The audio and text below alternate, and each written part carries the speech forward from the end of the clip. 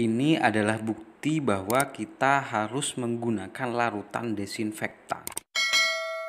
Assalamualaikum warahmatullahi wabarakatuh. Apa kabar kalian semuanya? Mudah-mudahan selalu dalam keadaan sehat walafiat.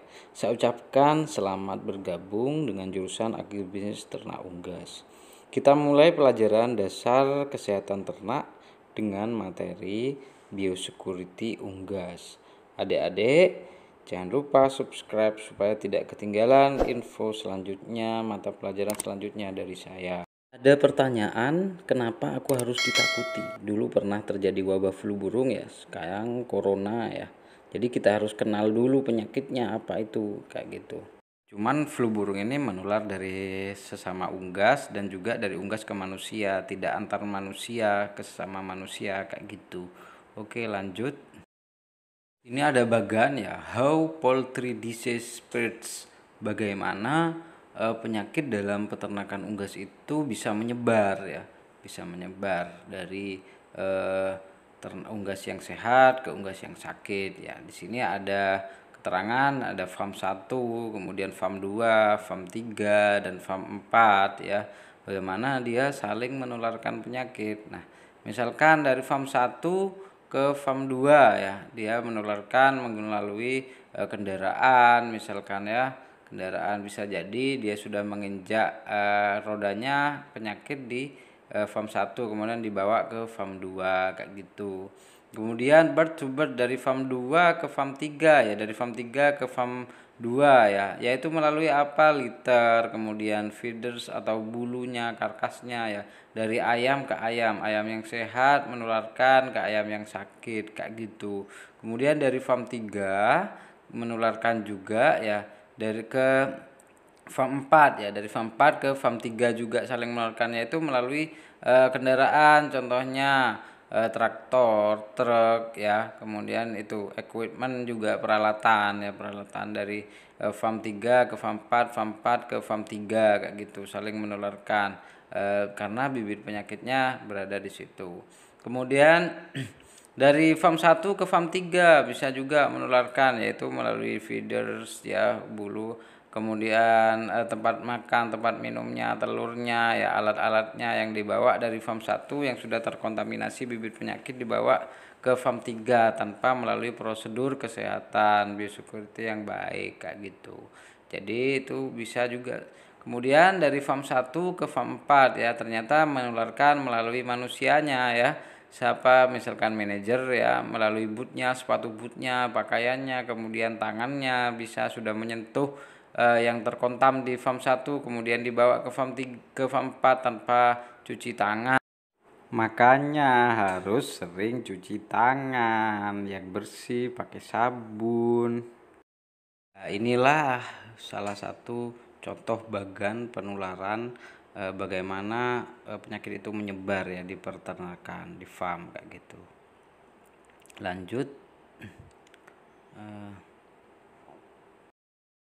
Biosecurity area ya, area biosecurity stop, di situ ada tanda merah ya, no admittance without owner's permission ya, jangan sembarang masuk ya tanpa melalui prosedur yang telah ditetapkan oleh owner, oleh pemilik farm itu. Jadi harus menggunakan prosedur biosecurity yang benar ketika memasuki suatu area farm.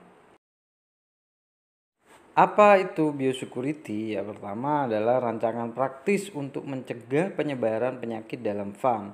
Yang kedua, menjaga fasilitas yang dapat memperkecil lalu lintas organisme biologis melintasi batasnya. Jadi tidak menyebar itu penyakit yang ada di dalam farm itu keluar farm kayak gitu.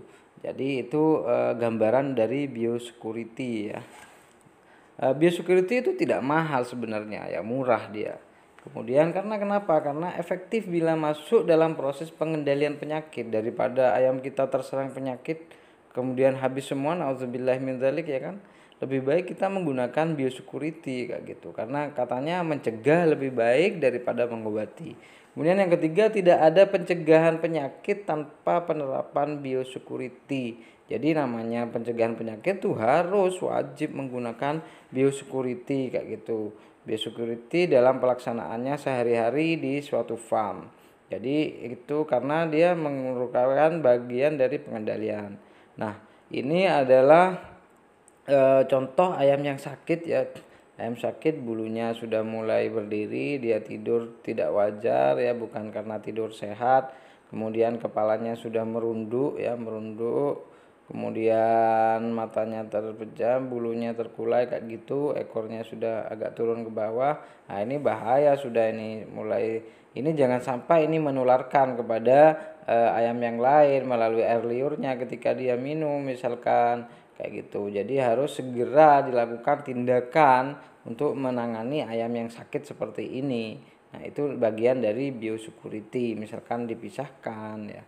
Komponen utama biosecurity yang pertama adalah isolasi atau pemisahan hewan berdasarkan pengendalian lingkungan dengan ayam kampung, burung dan lain-lain kayak gitu. Kemudian yang kedua, kontrol lalu lintas keluar masuknya dari farm dan di dalam farm itu ya. Jadi antar farm itu harus dikontrol, tidak boleh sembarangan. Ada prosedur-prosedur yang harus dilaluinya. Itu. Jadi antar farm itu takutnya di satu farm itu sudah tertular penyakit kayak gitu. Kemudian yang ketiga, sanitasi dengan desinfeksi bahan peralatan orang yang masuk dan kebersihan personel kandang. Itu semua penting ya, desinfeksi dengan larutan desinfektan ya. Dengan bahan peralatan orang yang masuk itu harus bersih semuanya ya. Itu biosecurity supaya untuk mencegah bibit penyakit itu menyebar di suatu farm kayak gitu ya. Baik, kita lanjut. Bagaimana sih gambarannya ini saya ada satu contoh ya, gambaran ayam yang sakit menular ke ayam yang sehat secara langsung karena kontak misalkan ya, dari ayam sakit ke ayam yang sehat sehingga ayam yang sehat ikut sakit. Kemudian yang kedua, secara tidak langsung yaitu ayam yang sakit bersentuhan dengan burung misalkan. Burungnya ini misalkan membawa kotoran yang sudah terkontaminasi bibit penyakit, atau juga peralatan, atau juga ada di sepatu bootnya karyawan yang sudah menginjak kotoran ayam yang sakit tadi, ataupun tikus. Kemudian dibawalah itu bibit penyakit tadi ke ayam yang sehat sehingga kena makan atau minum atau kena hirup ya. Kemudian jadilah ayam itu juga ikut-ikutan sakit juga. Oke, kita lanjut ke slide berikutnya ya, tentang vektor atau disebut dengan penyebar penyakit ya. Penyebar penyakit itu disebut dengan vektor ya. Vektor yang pertama adalah unggas yang sakit ya, memang ternak unggas itu sendiri yang sakit ya. Yang kedua, unggas karier, dia dalam keadaan sakit namun sudah masa penyembuhan ya. Kemudian yang ketiga, sepatu, pakaian pegawai, tamu, atau kontak dengan hewan yang berpenyakit, ayam mati dikubur dengan tidak layak ya, seadanya. Kemudian jengga bibit penyakitnya masih bisa berkeliaran ke atas ya, ke atas permukaan tanah. Kemudian air kotor, kemudian tikus, hewan dan burung liar, kemudian kendaraan, angin. Ya, karena ada beberapa penyakit yang tahan ya berada di permukaan tanah. Ini contohnya masih ada burung-burung liar, hewan-hewan liar yang berada di bawah kandang ya. Ini contoh kandang dalam keadaan yang kurang layak ya. Ini terpalnya tidak tertata rapi ya. Kemudian oke, lanjut ya. Ini ada hasil penelitian dari University Gent ya, University Gent ya. Yang pertama percobaannya adalah melihat pada boot yang kotor ya, kemudian diujikan, diambil sampelnya, kemudian ditanam di media agar untuk dilihat mikroorganismenya itu. Kemudian ternyata banyak sekali ya, penuh ya mikroorganismenya. Baik. Kemudian yang yang kedua yaitu rinsed with water, yaitu dibersihkan dengan air saja ya, dengan air sepatu bootnya dibersihkan dengan air, kemudian diambil sampelnya, ditanam di media agar. Ternyata masih cukup banyak juga ya mikroorganismenya ya. Kemudian yang ketiga yaitu dibersihkan juga dengan desinfektan ya, dengan larutan desinfektan ya. Ternyata setelah diambil sampelnya kemudian ditanam di media agar, tidak ada mikroorganisme yang berkembang di situ ya. Ini alasannya kenapa kita harus melakukan desinfeksi menggunakan desinfektan ya. Ini adalah alasannya, sehingga itu betul-betul steril ya, steril, tidak ada mikroorganisme yang yang berkembang di daerah itu setelah dilakukan desinfeksi. Lanjut, biosecurity ya. Biosecurity yang kita bicarakan yang ekonomis, yang toleransi resiko relatif ya. Membuat kandang isolasi yang terpisah antara ayam yang sakit ya, ayam yang sakit dengan ayam yang sehat tidak boleh disatukan ya, tidak boleh dikumpulkan ya. Karena itu akan saling menularkan, bird to bird ya, dari ayam yang sakit ke ayam yang sehat. Kemudian segera membuang ayam yang mati dengan membakar ya, mengubur, dijadikan pupuk, dikirim ke tempat lain, bisa juga dikasihkan ke lele ya, mungkin sudah dibakar, kasihkan ke lele, atau sudah dimasak, kasihkan ke lele untuk makanan lele. Kemudian pemindahan ayam sebaiknya pakai keranjang plastik ya, pakai keranjang plastik, tidak menyentuh langsung ya. Itu. Kemudian yang keempat, memaksimalkan pencucian kandang, mencegah ayam baru bersentuhan dengan kotoran ayam yang lama. Pencucian total minimal 1 kali dalam 1 tahun ya. Jadi cucinya itu harus pakai sprayer, jet sprayer ya, supaya kotoran-kotoran itu terangkat ya, betul-betul terangkat, sehingga dia betul-betul bebas di situ. Pengelolaan kotoran ayam dan kandang ya, kotorannya bisa untuk pupuk bokasi. Kemudian daerah bebas pohon dekat kandang, gunakan alas kaki yang berbeda di dalam dan di luar. Kemudian disediakan bak pencelup atau desinfektan di pintu gerbang, di pintu masuknya. Pencucian tempat minum dengan desinfektan ya, meningkatkan manfaat sinar matahari ya. Sinar matahari ini juga berfungsi sebagai desinfektan ya, karena dia juga membunuh bibit-bibit penyakit yang tidak menguntungkan itu ya. Dia jadi dijemur ya alat-alatnya, kemudian itu bisa memanfaatkan sinar matahari secara langsung. Ini contohnya dipping ya, ini namanya dipping yang di sebelah kiri ini. Ini pencelupan terhadap larutan desinfektan seluruh permukaan alas kaki ya, seluruh permukaan alas kaki dicelupkan. Kemudian yang di sebelahnya ini, yang di sebelah kanannya ini menggunakan sprayer ya, menggunakan spray atau semprot dengan larutan desinfektan ya, terutama di bagian alasnya ya. Di bagian alasnya itu betul-betul disemprot dengan desinfektan supaya bibit penyakit yang sudah terkandung di situ bisa musnah ya, bisa mati di bagian alasnya ini. Ini adalah ilustrasi contoh penguburan, pembakaran terhadap bangkai-bangkai yang sudah terkontaminasi penyakit ya, pengambilannya dengan APD ya, dengan alat pelindung diri kayak gitu. Kemudian ada yang juga yang dikuburkan. Nah ini yang tidak bagus juga ini, ada ayam kampung sedangkan kita memelihara ayam pedaging di situ ya, tidak boleh baku campur. Kemudian yang selanjutnya adalah sanitasi. Sanitasi dalam dunia peternakan didefinisikan sebagai usaha pencegahan penyakit dengan cara menghilangkan atau mengatur faktor-faktor lingkungan yang berkaitan dalam rantai perpindahan penyakit dalam suatu peternakan kayak gitu. Jadi diatur pola penyebarannya itu jangan sampai menyebar kayak gitu, penyakitnya itu jangan sampai menyebar, sehingga diatur faktor-faktornya itu, faktor lingkungan ya itu. Ini ada istilah biosafety ya. Biosafety adalah kondisi dan upaya untuk melindungi personal atau operator serta lingkungan peternakan, laboratorium dan sekitarnya dari agen penyakit hewan dengan cara menyusun protokol khusus ya, protokol kesehatan, menggunakan protokol pendukung dan menyusun desain fasilitas pendukung ya. Jadi ini namanya biosafety. Jadi secara konseptualnya itu disusun memang desainnya, bagaimana dia mau disemprot di sebelah mana kayak gitu. Itu semua harus disusun ya, protokol harus menggunakan APD, menggunakan sepatu boot, menggunakan masker ya. Oke, selanjutnya ada istilah biosecurity yang kita bahas dari tadi ya. Biosecurity adalah kondisi dan upaya untuk memutus masuknya rantai agen penyakit ke induk semang ya, ke ayam yang sehat itu maksudnya, dan atau upaya memastikan agen penyakit yang ditemukan dalam suatu peternakan secepatnya dimusnahkan agar tidak menyebar di dalam peternakan ataupun keluar peternakan, atau menjaga agen penyakit yang disimpan dan diisolasi dalam suatu laboratorium tidak mengkontaminasi atau tidak disalahgunakan, misalnya untuk bioterorisme ya, terorisme secara biologis ya.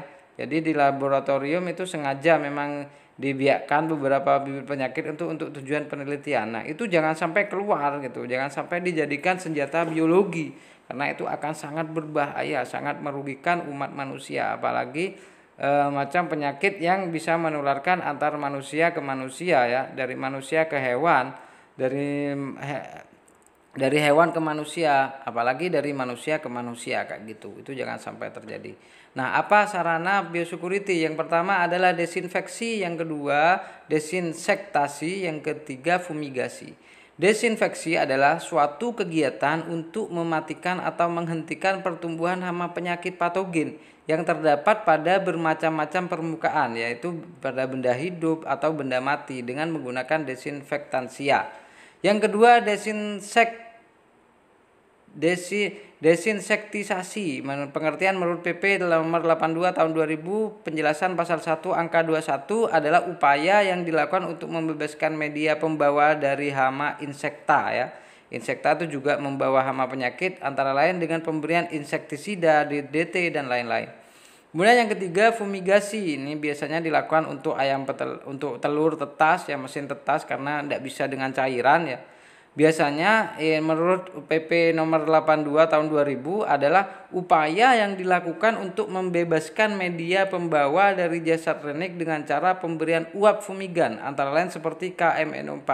Jadi kalau dikombinasikan KMNO4 ini dengan formalin, maka akan menghasilkan uap. Nah, uapnya ini dia bersifat desinfektan ya, bisa membunuh bibit penyakit uap-uapnya itu. Ini biasanya dilakukan untuk telur tetas ya, telur yang akan ditetaskan itu, karena dia tidak bisa dibersihkan dengan cairan, dengan larutan yang basah sekali ya. Dia biasanya menggunakan fumigasi ini. Itu salah satu keuntungan fumigasi ya, untuk mesin tetas juga kayak gitu. Itu adalah sarana biosecurity, desinfeksi, desinsektasi, dan fumigasi. Oke, kita lanjut ke materi berikutnya. Jadi adik-adik, pelaksanaan biosecurity yang pertama adalah kontrol lalu lintas. Ini biosecurity, yang kedua vaksinasi, yang ketiga catatan riwayat kandang, kemudian yang keempat pencucian kandang. Kontrol lalu lintas tidak boleh sembarangan ya, tidak boleh sembarangan. Ya, ini semua disebut dengan biosecurity operasional ya, secara operasional sehari-hari. Kontrol lalu lintas, kemudian vaksinasi diprogramkan, catatan riwayat kandang, di kandang itu sudah pernah terjadi penyakit apa saja, itu akan berkaitan nanti dengan program vaksinasi ya, dengan program vaksinasi. Kemudian pencucian kandang, ingat pencucian kandang ini faktor yang penting sekali ya, jangan sampai kotoran yang ternak yang lama bersentuhan langsung dengan ternak yang baru kayak gitu. Sehingga pencucian kandang betul-betul harus bersih, kemudian dilakukan penyemprotan dengan larutan desinfektan. Oke, lanjut pencucian kandang ayam broiler kayak apa? Yaitu pertama adalah memindahkan liter ya, dibersihkan semua liternya. Kemudian diangkut semua untuk pupuk dan seterusnya. Kemudian membersihkan seluruh bagian kandang dan peralatan, atapnya, bagian atasnya ya, dindingnya semuanya. Menyikat dan menggosok desinfeksi ya, tempat makan, tempat minum, brooder set ya. Semprot cuci bagian kandang dengan air, sabun, desinfeksi. Kemudian pemasangan peralatan setelah kering, desinsektasi bila perlu, sediakan bak dekontaminasi, selalu gunakan bahan kimia sesuai takaran, jangan berlebihan juga ya. Menggunakan desinfektan, menggunakan desinsektasi, insektisida itu harus menggunakan takaran yang sudah ditentukan. Nah, ini contoh pembersihan kandang ya, sudah bersih, sudah dibersihkan alat-alatnya sehingga dipasang ya, kalau sudah kering dipasang ya. Ini tempat makan, tempat minumnya menggunakan yang kubah ya, yang sudah otomatis ya. Bagian dinding atas ya, kemudian samping kandang itu sudah disemprot semua ya, menggunakan larutan desinfektan, menggunakan jet sprayer. Baik, itu materi biosecurity dari saya. Mudah-mudahan yang sedikit ini bermanfaat. Selamat belajar, semangat selalu, semoga sehat walafiat. Wassalamualaikum warahmatullahi wabarakatuh. Semangat adik-adikku.